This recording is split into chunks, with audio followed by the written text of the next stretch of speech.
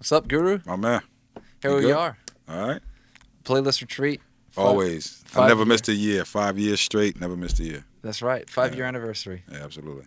And here we are, Jeff's basement yet again. Yeah, you know Where what I it mean? started. Bugged out to be in your idol's basement, right? For real. Yeah. No lie. So I'm gonna get right into it. You just came off the BSides show with Yeah, that was Jay. dope. That was super dope. Yeah. So- It was fun. We get to play the records that we don't normally play.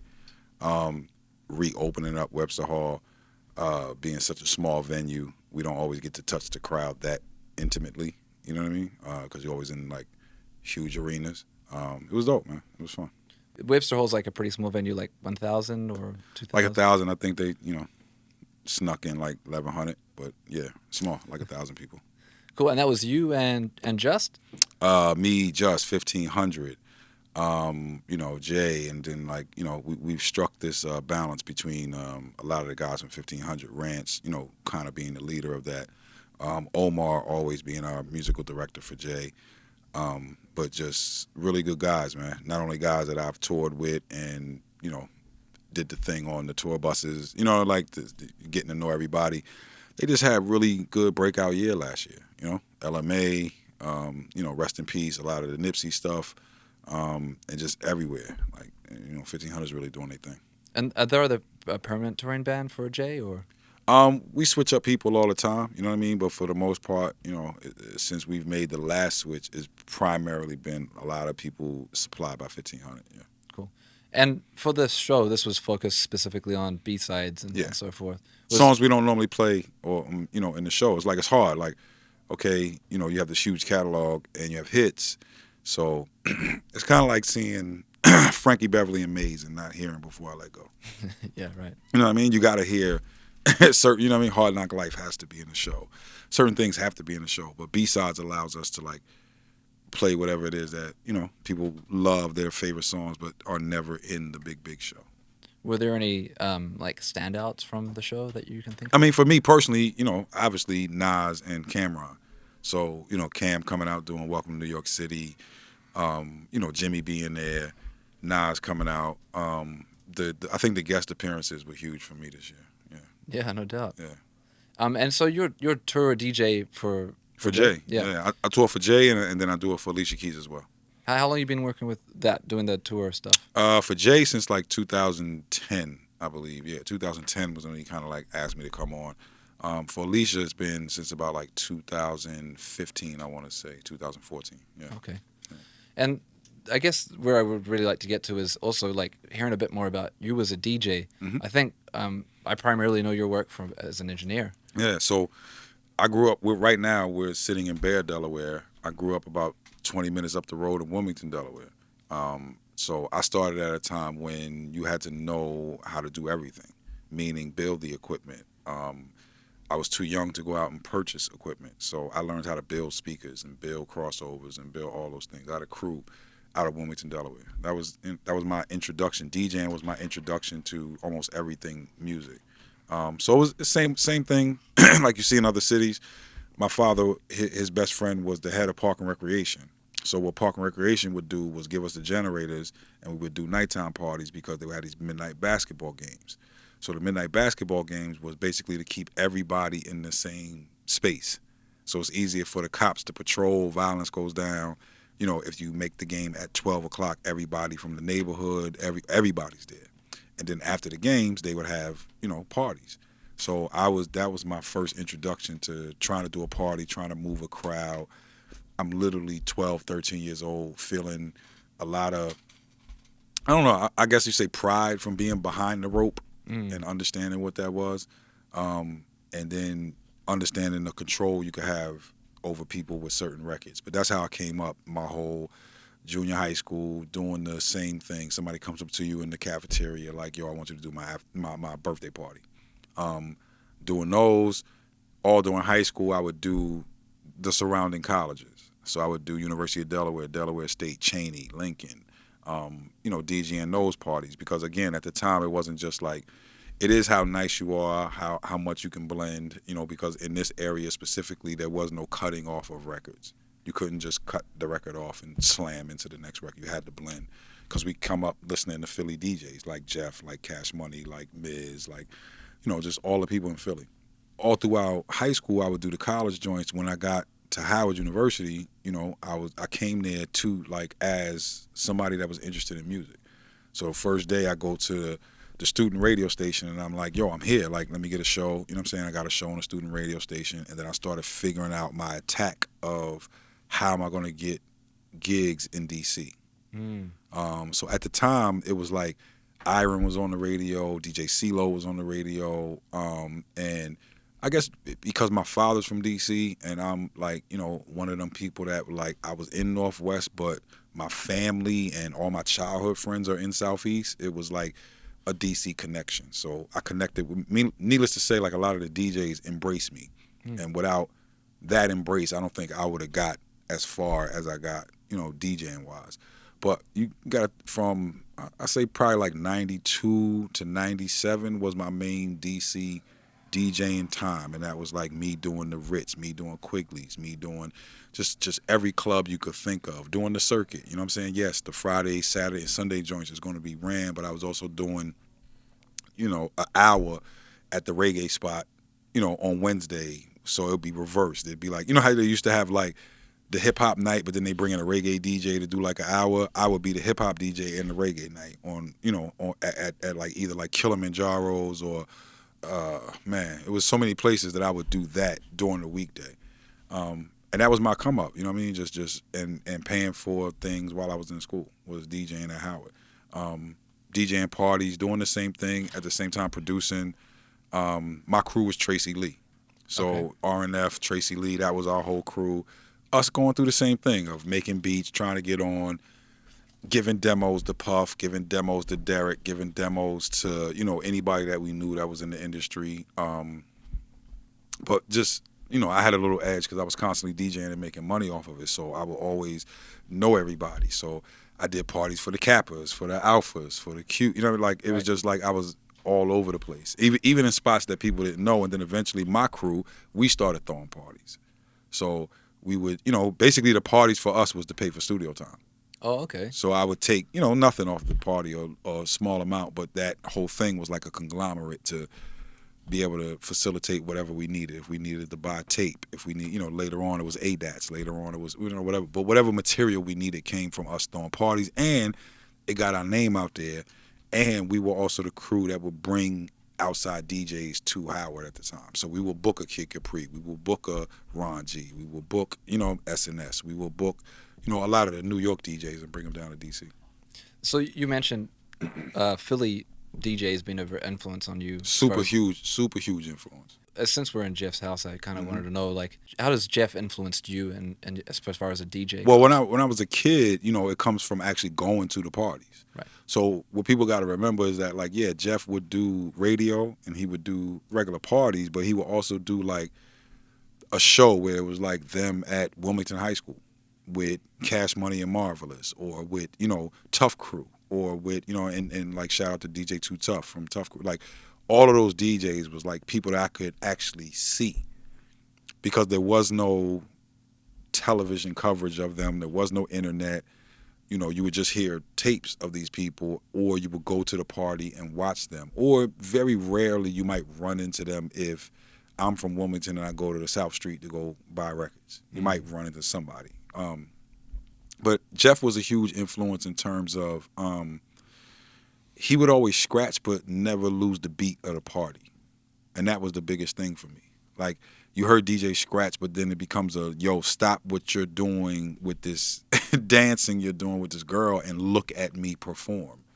Whereas Jeff, even in his to be real, it was still the girl never left her step. You know what I mean? That was the big thing about Jeff. He was always sharp and never left the groove. So he was my idol coming up. He was the person I wanted to be. It was like I had a best friend named DJ Monte, who was like my partner coming up. We would, put systems together. You got this, I got these EVs over here. Let's put these together. The EVs got the better horns. I got the big, we would do, I got a gig at Delaware State. That was my guy, and he had green eyes. So it was like he was Cash Money and I was Jazzy Oh, Jeff. shit, So it was yeah. like, yeah, that was our idols growing up. Jeff was everything to me. And then in terms of making records, my initial ideas of how to make records came from listening to his records. And also his lifestyle probably fit my lifestyle more than gangster rap. You know what I mean? Or more than like, nah, you're not no sucker, but at the same time, I'm not out here busting a gun. And at the same time, like, you know what I mean? That sort of thing, it allowed you to be you. But I always say this, I've said this in a bunch of places, that I always tried to pattern myself after Jeff and Kid Capri. So as a DJ, I would just be like, I want Jeff's accuracy and his sharpness and his ability to like never be off point, mixed with Kid Capri's party rocking skills and presence. You know what I mean? Like I would watch Kid Capri walk into a party, and the way that he walked to the turntables got people hyped. He didn't even play a record yet.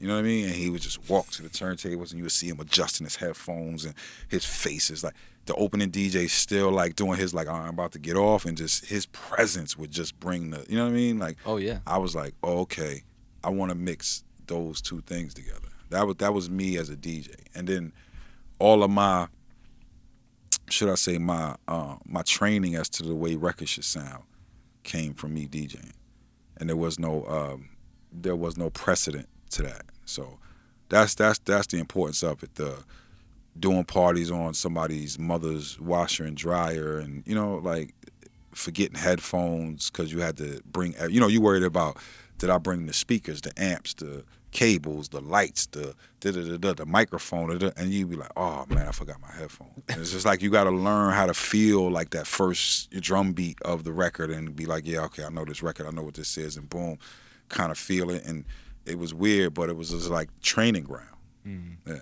super training ground. That, and then my focus when I was in high school was very, how should I say, narrow, because I'm in Wilmington, Delaware, so I know exactly what people in Wilmington and Philly like and what people in D.C. like, because my grandparents are from D.C., so I would be infused with the early go-go. So I knew that. When I got to Howard was the very first time that I played a party where I had people from all 50 states and Jamaica and London, and these are all Howard students. We have people from everywhere. And it's also that situation where sometimes DJs, they got to play for a crowd that's not their crowd, and the person that's coming up to you, some stranger requesting a record, and it's easier for you to be like, yo, get out of here. These are my friends Pressure that high. just happen to be from Inglewood. And when I'm playing, they like, "Goo, yo, where's all the West Coast music at, fam?" You know what I'm saying? And then 5 minutes later, one of my other friends is gonna walk up and be like, "Yo, you're not playing go-go music? We in DC." And then another one of my friends that's from Jamaica that we just had this conversation, they like, "Yo, where's all the reggae music?" So I gotta service all these. It's not so easy to tell your friends like, get out. These aren't requests. These are my friends. Like, yo, this is the vibe I want to be in. So I gotta service all those people. And it wasn't I think I'm a little spoiled, or a lot of us are a little spoiled now, because we get to a certain point where we come in and we rock for 2 hours and we're the celebrity DJ of the night. That was showing up at 9:30 while the bar's still being set up, and you rock from 10 till 3 in the morning. Creating a vibe. Creating a vibe. And like, there is no opening DJ, and there is no, you got to rock the whole night and learn how to stretch that out. And you know, that, I think that was what my training was when I was at Howard, was how to play for different people and opening up my palette to be like, I like all this music, but I have to figure out a way to play it for everybody where this person's not bored while this is on. Yeah. So you were DJing, and then you mentioned you were making sound systems. You were doing all sorts of stuff and getting gigs to fund your studio time. Yeah. So you were producing beats too. Yeah. See, at the time, like, well, in high school, as a kid, just in general, I was always interested in how things worked. Period. Like, just I take a bike apart, you know what I mean, just to see how do you put this back together and see if I could put it back together. I'll take my mom VCR, take it apart, and just see if I could put it back together. I was always interested in like, what's the inner guts of something? How does this work? What's the system? And figuring out like how to solder and how to do all these different things. That was like, electronics was just super interesting to me. You know what I mean? But just systems in general. It could be a physical system or electronics. I was just an engineer. I knew I was an engineer. when I got to school, it was like meeting all these other dynamic people. So it was just like I was always the person in high school that never had any equipment, like producing equipment, but I knew all the hustlers in my neighborhood. And the great thing was that I would go over to their house, I would make a beat on whatever the latest thing was. And then I go over to somebody else's house and they have a different setup. And I go over to somebody else's house and they have a different set. And I had to learn all these different things to learn how to make beats. And then it came to a point when they was doing sessions with other people, they would call me and be like, oh, Guru knows how to run that. Because the average engineer at the time that was transferring from doing rock sessions to now having a bunch of hip hop clientele, if you had a studio set up ready to go running in 1987, 88, you wasn't a hip hop. You know what I'm saying? Like yeah. you were transferring from this one world and now your clientele is this. So it would take a long time sometimes when you go to the engineer, and a lot of hip hoppers back then would bring their own records. They'd sit at home and they'd be like, this is going to be the break beat. This is going to be the bass line. This is going to be the musical part that we're going to change to this. You know what I mean? You've constructed it in your head, but then to physically get there, the engineer is the one actually putting it in the sampler. And he would take a long time. So then people started calling me and being like, yo, can you do this part of it? So that was part of it. And then when I got to school, it was just meeting everybody from all these different places. And it was like making a very concerted decision, like we're going to be a crew and we're going to get record deals and we're going to be on and we're going to like do parties and we're going to do, you know, we weren't just like skipping around. You know what I'm saying? We were very focused as to like, this is exactly what we want to do. And then especially like 95 time hits. You got to remember, I'm a student in class doing this and it's cool, but then Puff does what he does. So people that are this close to me are now, you know, we've all had that experience, not all of us, but people here at the retreat have had this experience of like having #1 records, or your friend has one, or you're associated with one. No, these people I'm talking about are running Billboard. Every week, it's the #1 record. Every week. If you remember that Bad Boy initial onslaught, and it's just like, I know everyone involved, and I'm still in class. Wow. So that was the environment. It was just like supreme motivation to just like, yo, I can do it. You know what I mean? Like it's possible, it's tangible. It's right in front of your face. And I was always just, you know, technology first. So it was just like, you know, having an SP, get in a 60, get in a 62, get in a 3000, you know, fall in love with the 3000, trying to figure out how can I record, doing it on a 4-track, loving when ADATs came out and just be able to record, just constantly trying to figure out the technical side of recording. I think it's interesting what you're saying about being an engineer and what an engineer has done previously. You know, you mentioned in the 80s, a lot of them would just kind of assemble these, you know, the group would come with an idea and then the engineer would figure out. That was a lot of early hip hop, because it was just like, no disrespect to nobody, but a lot of early engineers were rock engineers and they didn't like hip hop. And if you found somebody good, it was just like, okay, this person's into the music. They understand what I'm trying to do. They get it. You know, it may seem simple now, the way that we piece music together from different sources, but back then, trying to explain to somebody that is used to a band coming in and setting up microphones that, no, the whole thing is going to be constructed from this machine. They kind of didn't get it, let alone techniques on how to record, and it was just foreign, you know, like, and it took a long time. So that's still that same situation with sound people, you know, people at stage, you know. Same exact thing. But you know, imagine trying to construct a record that way with an engineer that's like the way the sound guy is that don't get it. Yeah. So I think that got me further into just let me figure out everything, and then I started figuring out that there's not a lot of variables. It's all the same thing. It's just like, this car, the radio works this way, and in this car, but we all just trying to figure out how to program our favorite stations and Bluetooth our, you know what I'm saying, our phone to it. Once we figure that out, we like, all right, good. All right, cool. But I think it's also interesting talking about what a role of an engineer is, and I was thinking about like Hector Delgado or 40 or, you know, Mixed by Ali and these guys. And I've talked to Hector about it before, and you know, he does a lot of production on all these albums. Yeah, the thing is kind of morphed a little bit. You know what I mean? Like, it's kind of morphed into things that were production things before, but it's because the engineers know the plugins so well. You know what I mean? So if you take 40, 40 is that ultimate version of producer slash engineer. You know what I mean? If you take Ali, Ali's vocal production is so much of part of, you know what I mean, what Kendrick is. And I just love it, man. I love watching new generations. I learn from them. I'm the person that's like, I want to be Herbie Hancock. I never want to get caught up in like, oh, this is my thing and this is what I do. Every time it changes, I'm gonna figure out who I am in that change, and I think that's been the key to the longevity.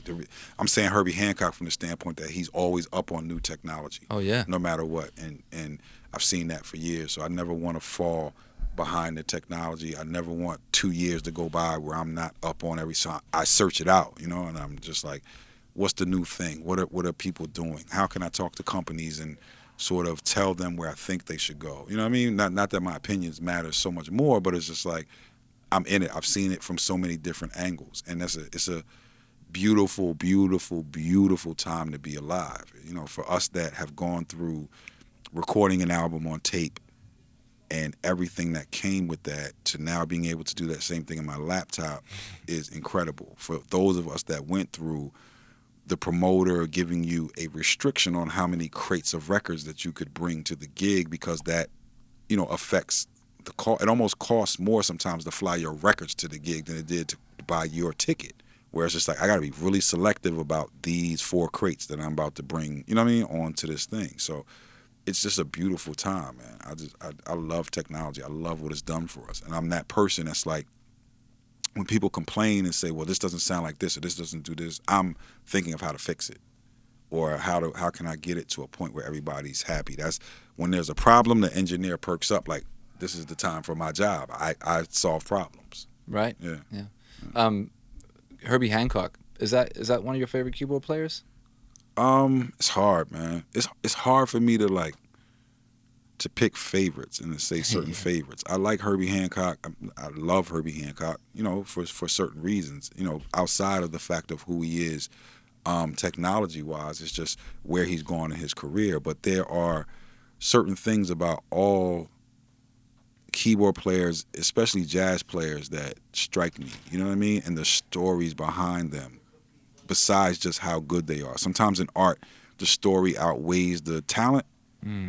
And I find a lot of times that, like in jazz, pianists or keyboardists, that's not the case. Like, these are interesting people for a reason. Like, Monk is Monk because he's like, we've never seen anything like that. But then you could just listen to the music and never know how, like, weird this guy was, or in tune with nature, however you want to say it. To us, it's weird, but it could have just been in tune.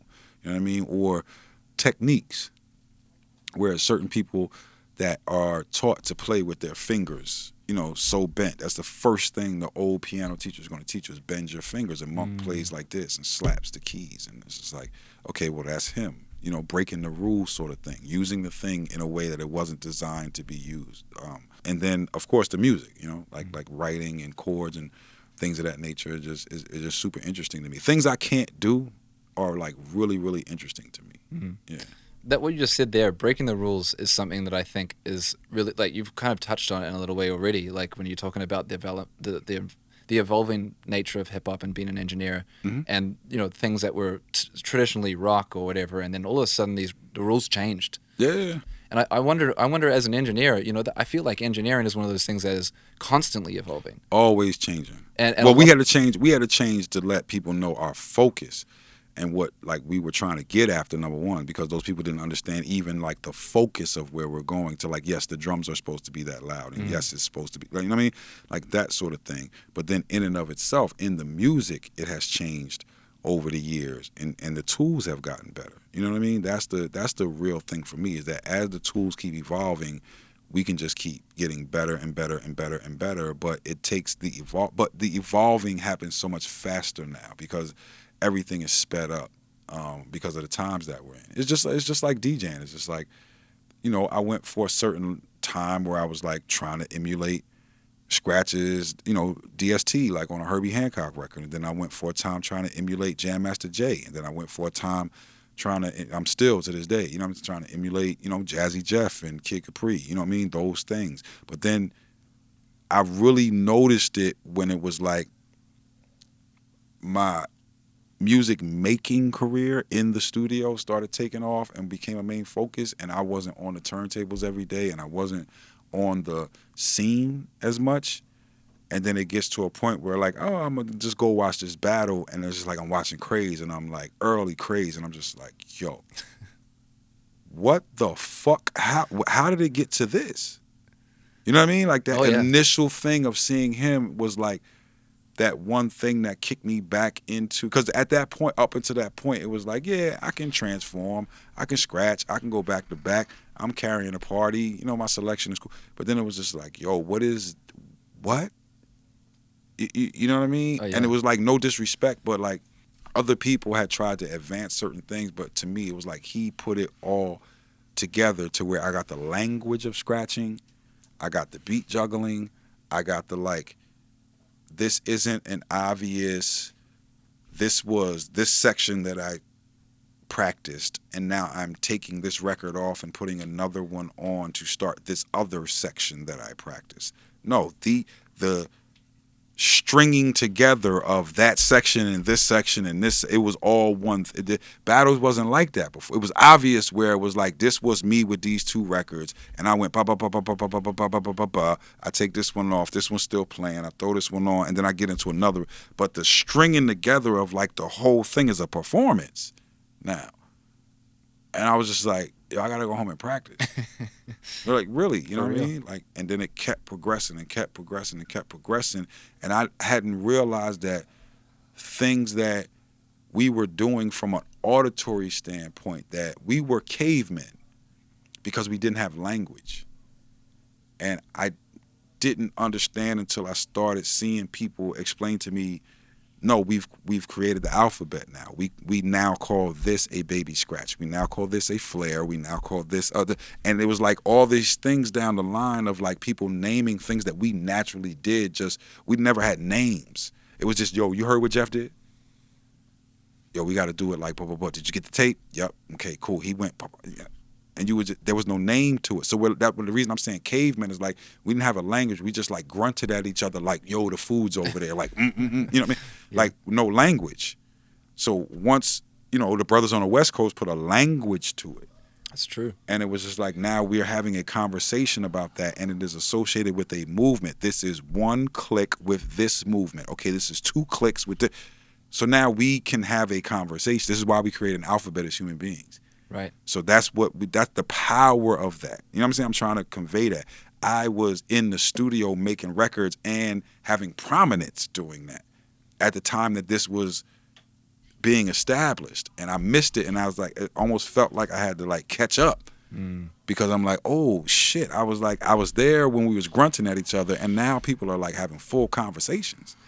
So that part of it is where like always staying in the development of where something's coming and seeing what the next thing is and how the technology works and the next thing and the next thing and the next thing. And then it's like all the way to the S9, and you're like, yo, I got one, and I'm freaking it. Then you see Manuel like, oh, snap, he's looping 2 bars. How does he loop 2 bars? Yo, there's a synth in there? Yeah. There's a synth in the S9. Guess what, Goo? You can do this, and as I go up and down, the pitch is going, and you can really play notes. And I'm like, bro, I don't have this mixer for like, but I don't, you know what I mean? That's the thing. It's like, you got to always stay on top. That's the beauty of it. It's like, it's never going to get old. There's always new styles. There's always new expression. Is you know, new vibrations. Is new people coming up. You know, like that thing of like, being 45 years old and playing for a room of 25-year-olds and they grooving with you, and you like, yeah, I understand you and you understand me, and it's just like, yeah, okay, cool, like, yep, I get it. And that's the whole thing. That's why I do every type of party. Kid Capri is my role model, you know what I'm saying? I've seen him do every type of party, from young people party to old people party on a boat with all white, to him rocking 45s, to him doing, I don't care what it is. His utility thing is going to, he's the ultimate utility knife, right? And it's nice in all those areas. So it's just like, that's what I wanted to be. So I would never turn down any function. You know what I mean? From I don't care, Movida in London to, you know what I mean, to the most underground whatever. I want to see what I can do in that field. And traveling changes that whole environment too, right?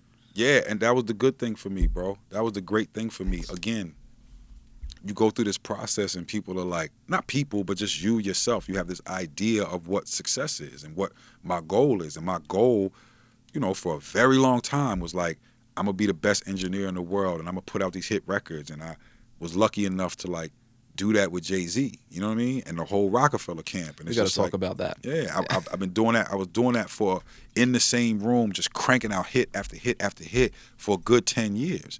And then I stick my head back out to go on tour, and it's just like, I'm not going to lie to you. My first set, when I went to D.C., one of my homeboys came up to me, was like, "Goo, you can't Jay-Z them to death all night. Like, you got to, like, it's the music different now. You got to do, you know what I mean? You got to play this turn up." And this was, 2010. They like, "Yo, bro, like," it's one, again, it's not coming from a hater. No. It's not coming from a heckler. It's not coming, he like. It's your friend.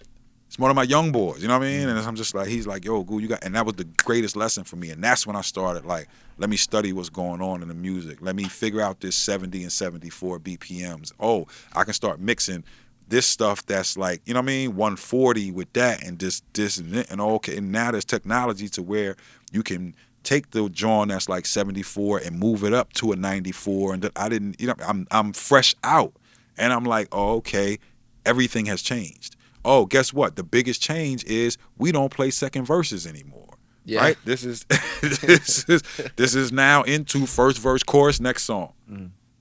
I was getting the second verses and people was like, "Yo, you playing the songs too long." Again, I hadn't been in the club for like 10 years. Yeah. But now, I'm doing these after parties for the tours, and it took like 2 or 3 joints, but then I'm getting my legs back. And I was like, okay, now I can start just like feeling like what it feels like to be out at this time. And the greatest thing is it started giving me a vantage point that my friends that are 45 years old don't see. They're never around a 25-year-old. They're never around an 18-year-old. Between that and me teaching at USC, it was like I was starting to get the now 18-year-old opinion. Whereas like my friends are guessing. And a lot of the guesses sometimes are really wrong. They think everybody is into this one thing. And I'm like, bro, this is the biggest time of like pockets. It's huge pockets where it's 50,000 of these kids and they like this thing. And it's 100,000 of these kids and they like this thing. And it's 300,000 of these kids and they like this thing. And it's also like, wow, how did Russ end up on the, the Forbes list? And you've never heard, his song here, here, here, here. This is how this happened. This pocket loves him, So we started to see those things. And it was like, it gave me this huge education of like the way the internet is affecting everything. Streaming. Yeah, streaming, being ahead of that, seeing that coming, trying to warn the companies, but they didn't want to listen, you know what I mean? But then it's just like, nobody can really see it. So then it's just like you got to go through it in order to see where I was talking about in 2008, 2009. I saw it coming, but it is what it is. It's hard to move a huge ocean liner in the right direction. Yeah, I think a lot of people can struggle with that, as they get older, to stay in touch with that. Or the thing of you got to switch up what you've been doing and studying for 30 years. You've been studying this. That's the way our jobs used to work. Like, the purpose of like go to high school, go to college, study a skill, get a job with this company, work there for 40 years, retire, get the certificate and the plaque and the watch, and then you cool. Your house is paid for. You know what I mean? That's not happening no more. So it's just like you're gonna work for this company for 5 years, you're gonna work for this company for 10 years, you're gonna work for this company for 50. I'm saying all that to say like you gotta know where we at. And that's the same way the music business is. The way the companies were structured before, it's just not going to happen anymore. You know what I mean? We're reduced to 3 now. Yeah. So, I mean, on that, do you think as you get older, this is kind of an odd question, but as you get older, your appreciation for music, does it change? Have you found it change? It's gotten wider. Right. My appreciation for music, for me, has gotten wider. It's like I'm open to so much more music that I would never, ever, ever, ever discover. And it's just like, I hear my friends complain sometimes about the internet and they be like, oh, it's garbage and only feeds you garbage. And I'm like, no, it is feeding back to you what you tell it. So true.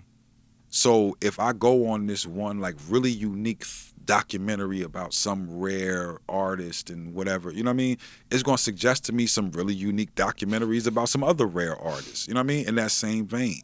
But if you click on the like gossip, it's going to suggest to you gossip.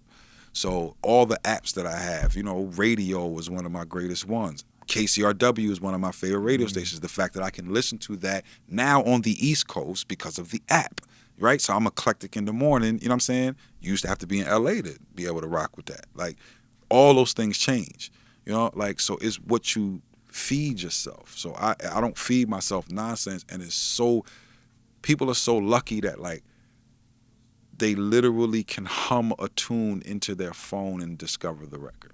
That's so crazy to me. You know what I mean? And then that's going to lead you to another rabbit hole, and you're going to learn about the producer and the writer, and you're going to file all that information on your phone. Where we were literally like reading backs of albums and trying to figure out names and going to do research on these people, and like that's all it was a name. They didn't even, you know, now people do documentaries and you know, none of that stuff existed. So this, to me, this is the best time for music discovery, and it's also the best time for the curator. You know what I mean? Like, that's what the DJ in essence really is the curator. It's just like, now I feel like DJs can get back to what the original intent of being dope was, which is like, you don't have to bow down and play the same 10 records every day. You find records that are really dope to you in any genre. You put those records together in whatever format that you want to put that together in, and that will create a taste, and people will come to you for your taste, and you will become the funnel. Because younger people, they're going to start to recognize, and they're going to start to understand that as you get older, you don't got time. Right now you do. If you're 18 years old, that's the only thing in your day. You know what I mean? You all over the internet, you catching every sort of thing. But your friends is going to grow up, and some of them is going to have babies at 25 and 27 and 30, and then it's just going to be like, yo, you're going to be a halfway decent parent. You're going to get up, you're going to work a job, you're going to come home and you're going to cook food for that kid, you're going to go over the homework, you're going to watch a little news. Now you're going to do music discovery? You don't have the time, meaning you need funnels. You need this thing that says, yo, I trust your taste, because every time I come to you, I have a really good time. What's new? What should I be listening to?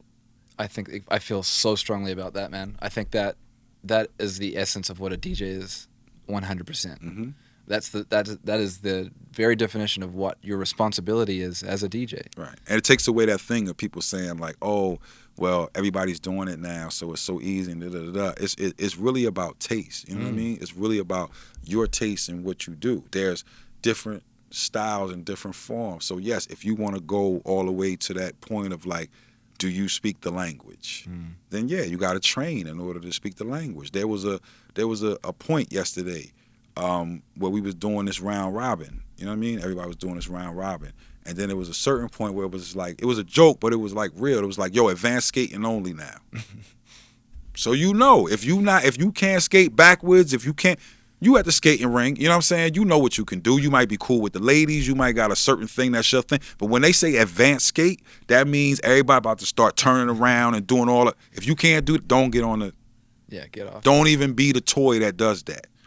Yeah, you're going to embarrass yourself. That's skateboarding when it's like, yo, now is for people that can do the 900. You know what I mean? Graffiti writers. If you ain't this, you can't write on the wall. You can be a filling guy, but you can't, meaning to say like you got to train to get to that point to be an advanced skater. You know what I mean? And that's when you're talking to like real DJs, like DJs that scratch and understand the language of scratching. You know what I mean? And then you can start to make compositions that are using that language, but you got to at least speak the language first. I really want to talk about some of the records you've produced. Obviously, you've got a huge canon with Jay-Z, Rockefeller. Yeah. Can you tell us some of the favorite records that you've been part of and any interesting story? I mean, man, you could pick one and just talk about them. Like, I don't know. It goes all the way from like things like, you know, me engineering on the Blueprint, you know, when we did that record in almost like a weekend. Really? And yeah, almost like a weekend. Wow. From like Friday afternoon, there were no records. You know what I mean? Like none. And we were like just in there. And Kanye comes through with the, you know, Izzo? Crazy. No. He had a CD that had 9 beats on it. Oh. Jay picked like 7 of them. The other 2 was Alicia Keys, the Fall Down beat, and a Ludacris beat. The stand-up? The CD was immaculate. That? Yes. Wow. The CD was immaculate, bro. Like, but Jay had chose like 7. So Jay started working on, a couple records. Then Justice in the B room, he comes over and hears like, oh, okay, that's the vein and what we going. Okay, I'm gonna go do my joints. Like, we did that record, the majority of it, in almost like a weekend. After that weekend, we had like, I would say like 8 or 9 records. Then we did the Eminem records. Then we did the Trackmasters records. You know what I mean? And then we did. He had also had the one Bink record, but we did 2 other Bink records after that weekend. They ever come out? Nah, we just pieced together. Well, Bink has 3. You know what I'm saying? Yeah. If you think about it, people forget that Bink has 3 records on the Blueprint. Yeah. Bink has 3. So it's just like between Bink, Just, Kanye. You know what I mean? Then you got Timbo, Trackmasters, and Eminem. Wow. Yeah. So, I got to get my head around this. That was also the first time was it the first time that people, like, I was really aware of Just and Kanye, but they were working on stuff before? Well, yeah, I don't know if you can say the first time they were aware of them, but that was they come up. That was like when the world was aware of them. Kanye wasn't Kanye yet, not as an artist, not as a producer. Did he have placements before then? Yes. I was with Kanye when he was with Derek Angeletti and Free from So So Def. Because Derek used to have a whole conglomerate the same way Puff did. You know what I mean? Derek's doing what he learned. So it was like people like Coptic and like Kanye and Charlemagne that DJs now, you know what I mean, at a lot of the clubs in New York, just a conglomerate of people making beats, you know what I mean? And it was the same formula. It was like, this guy's really good at like chopping the sample. This guy's a keyboard guy, like our guy Blake. And this guy's you know what I mean? It was like that whole formula of like put the keyboard guy with the sample chop guy with that whole thing.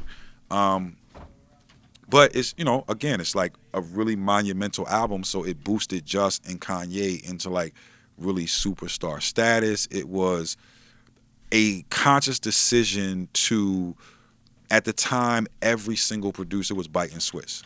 Yeah. Every single producer was biting Swiss. You know what I mean? It was like, go out, get the Triton and the Trinity and try to sound like Swiss, which is going to oversaturate the market. You know what I mean? So it was this return to, let's get back to chopping samples. And that was the whole general idea, you know what I mean, behind it. So it's a million stories like that, but just things like that are really, really dope, just to watch something that historical go down, or people telling me that Freeway's voice was annoying and that he would never be nothing, and like, it's too high pitched, cool, and and just watching him and Just lock in for that first Freeway album was a really special thing. But just random days that would just be there, man. Like Aaliyah walking through the studio, or like, it's just like, just to hang out, just it was a really electric time of constant music making.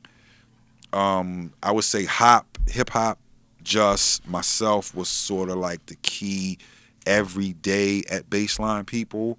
And it was a thing of like balancing all of the artists, because like, it's Just Blaze in there, and people would be on his neck every day, even as he's like trying to listen to the sample. Just, I need a beat. It's hard to work that way. Imagine all the artists. By the time we got to like having like Cameron and like all of the whole thing of Dipset. It wasn't just those 3 artists of Cam, Jimmy, and Jewels. It was like the whole Dipset.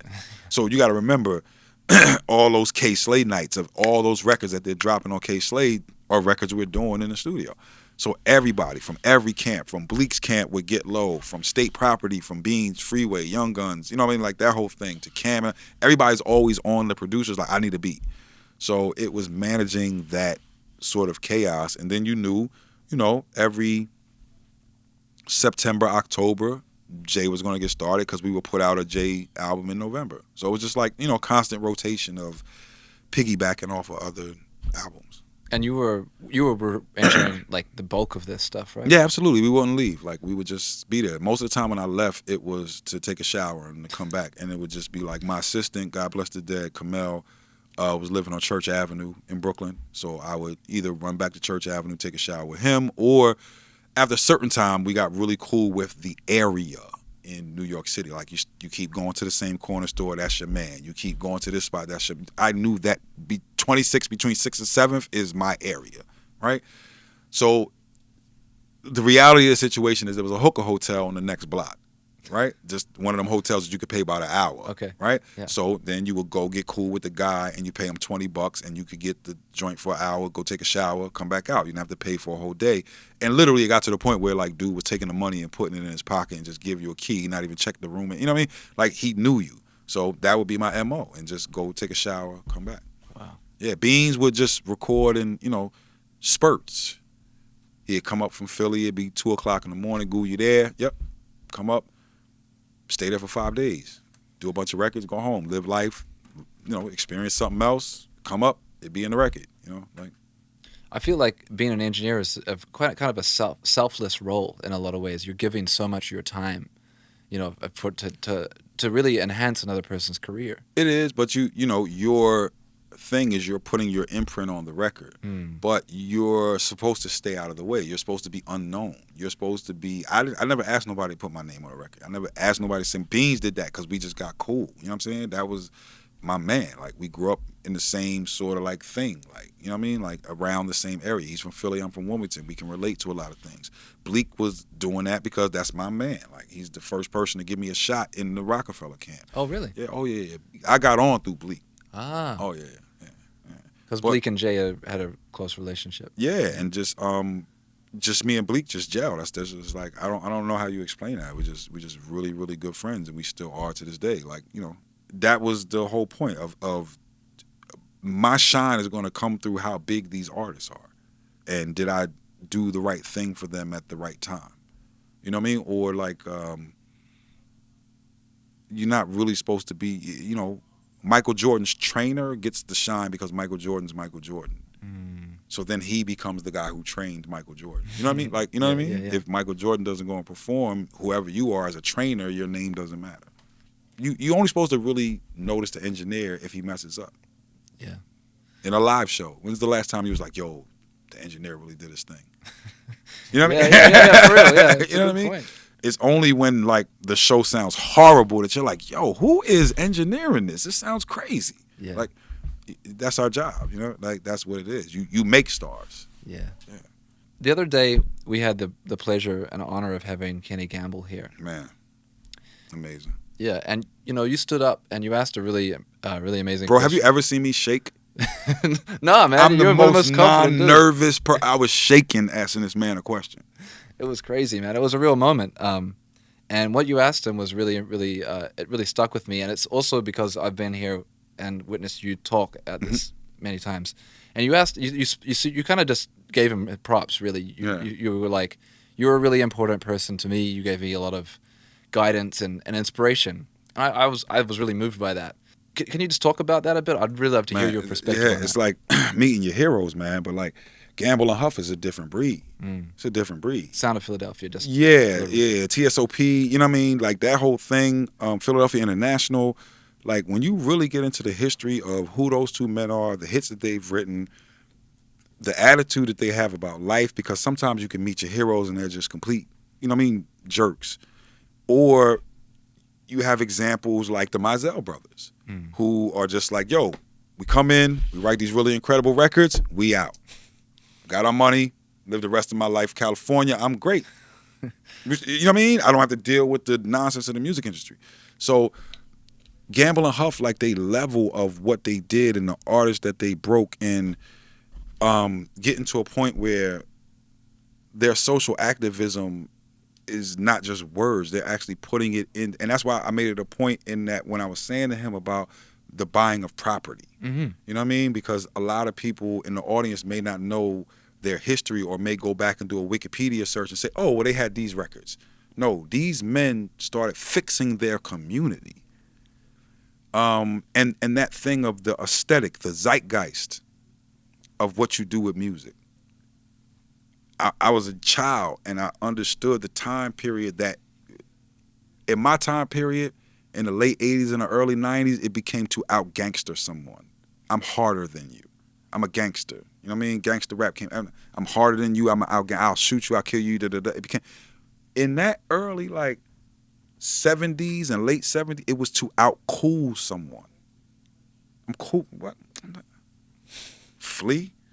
That's early like Slick Rick, like Crumbs. You know what I mean? Like I'm not even wasting my time on you. You know what I mean? That was the thing.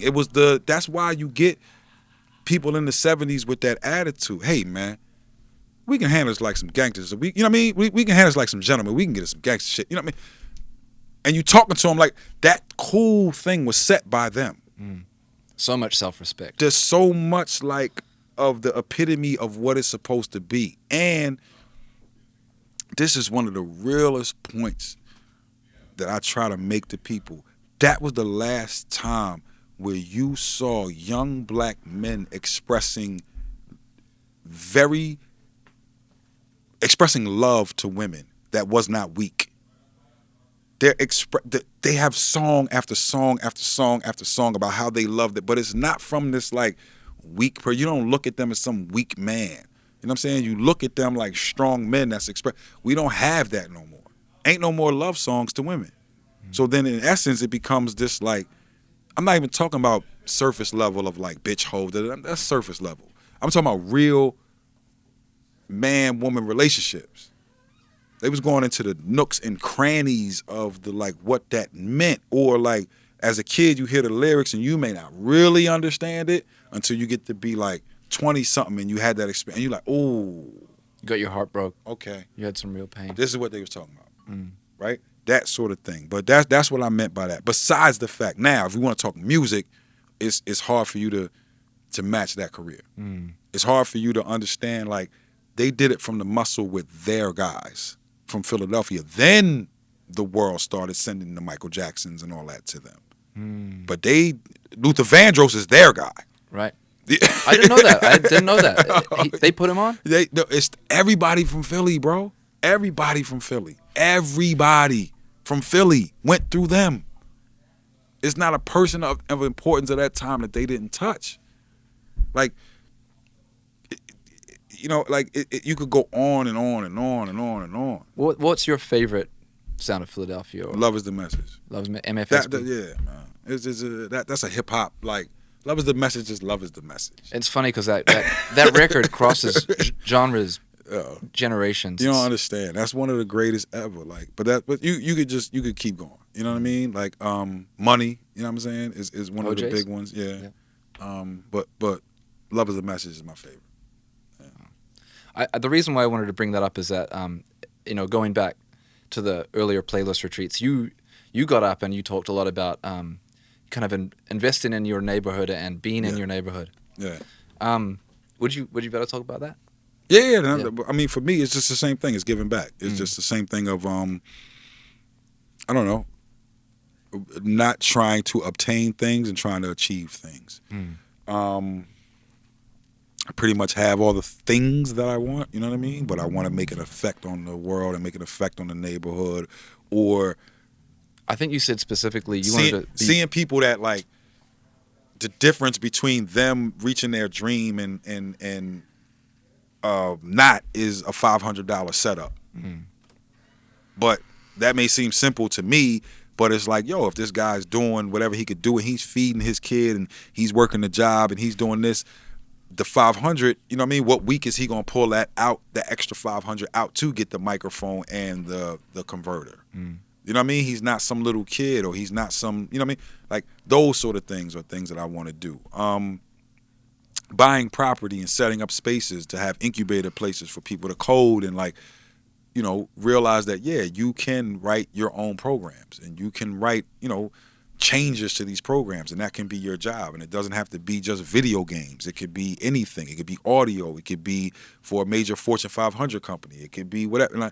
Like, all of those things are things that I think that's my purpose now, is to, like, that's what the hashtag era of the engineer was about, right? Just make engineering cooling. Like, realize there's engineering in everything, right? Realize that, like, no, you may not win the DMCs, but you could make the next thing that everyone uses. What's your, where are you at? What's your goal? Or, like, how cool is it that there's probably a kid somewhere that's like, I'm studying and my goal is to work at Serato. I want to work at that company. I want to mess with DJ equipment. I want to learn how to program and that's his goal. He's 7. That's what I want to encourage. And, you know what I mean? He's no longer looking towards something that he thinks it's sterile or it doesn't fit him. He's like, I want to work at Serato. That's a beautiful, you know what I mean? Beautiful thing. And it's more encouraging because then he or she, you know what I'm saying, is dealing with music or whatever. And to their mom, it's like, oh, you're not just chasing the DJ pipe dream. You're actually going after a real job. Or explaining how startups work. This is why I get with, you know, people like Rodney Sampson and OHub and give away, you know, $1 million scholarships and things. It's not my money. You know what I mean? It's me going to this company and being like, yo, you got to give back.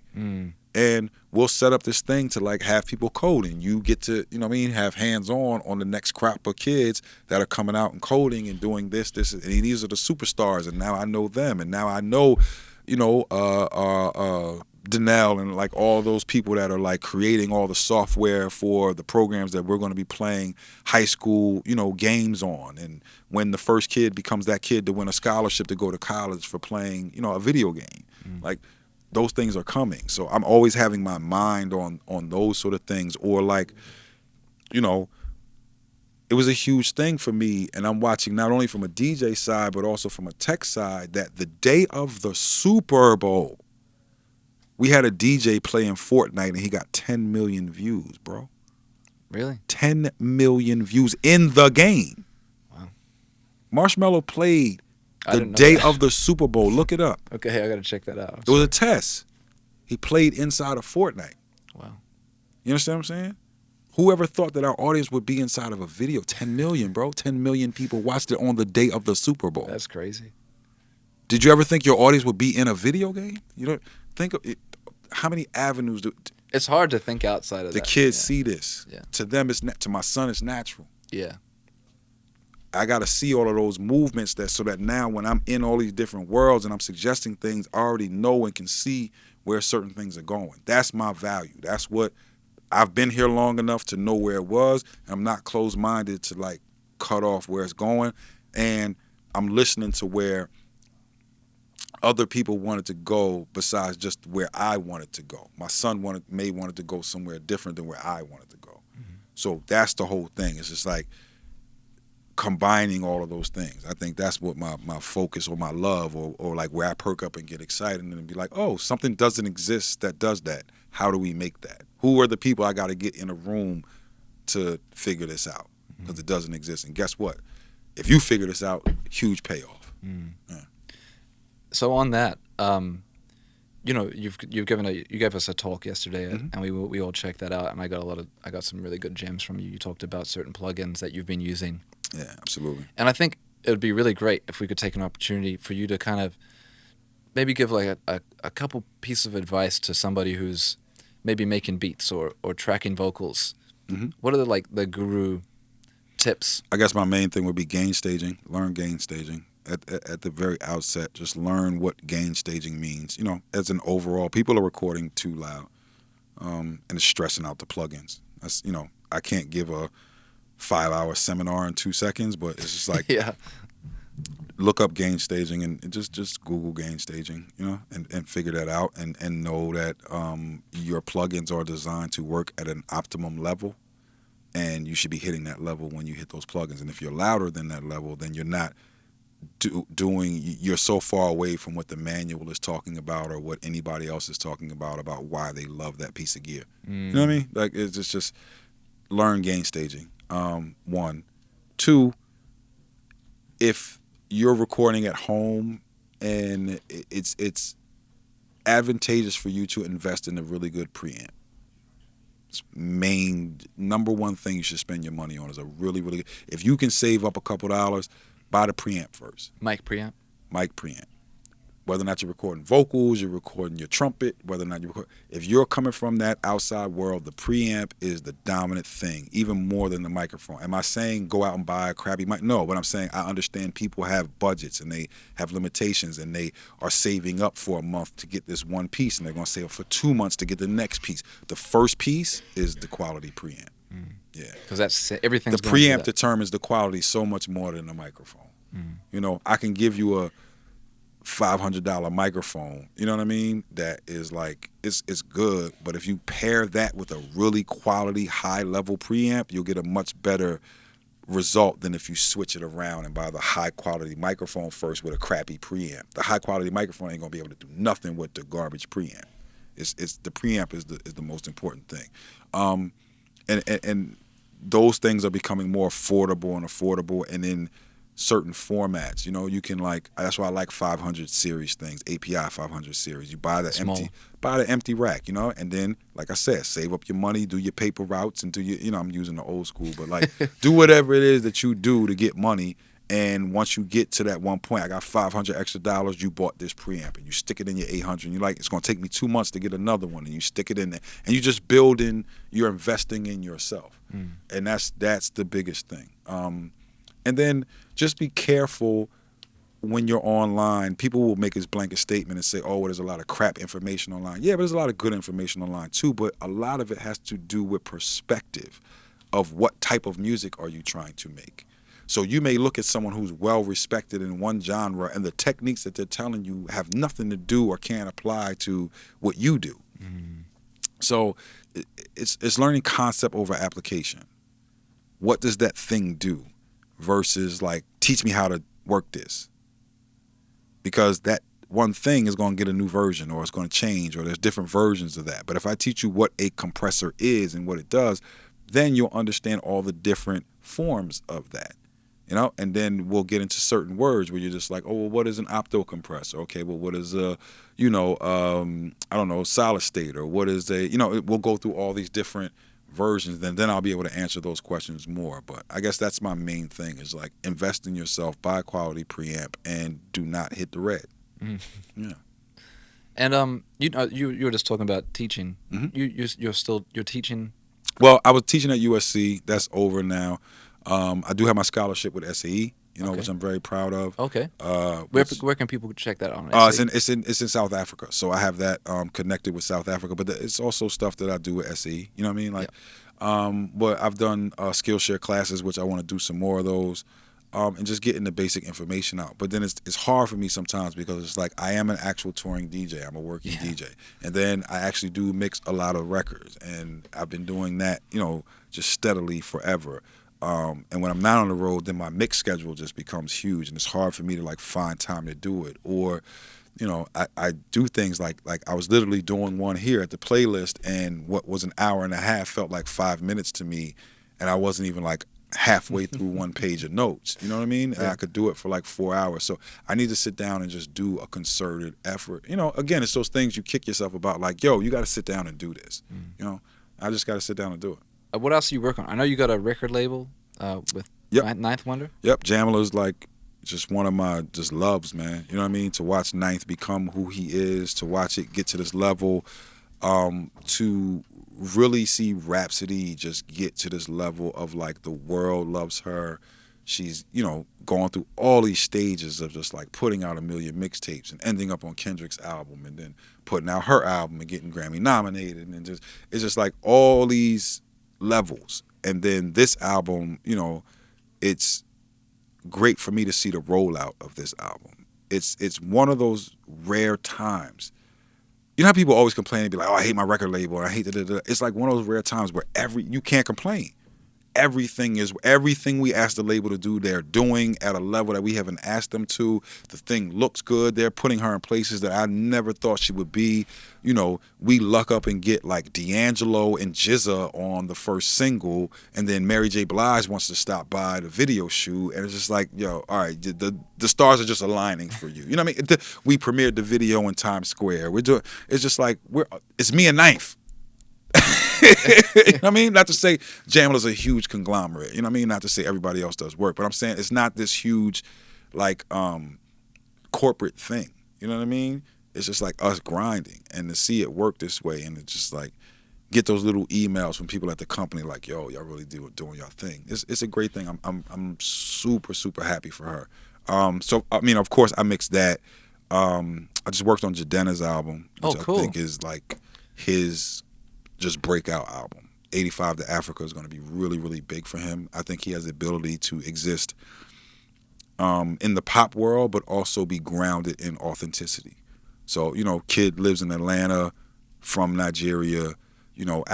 obviously, there's Afrobeat on the album. It's going crazy right now. Yeah, obviously there's Atlanta influences in terms of, is it just like straight up trap? No, but it has the trap influence to know, like, yeah, I'm a Nigerian person living in Atlanta, so here's the mixture of what that sounds like.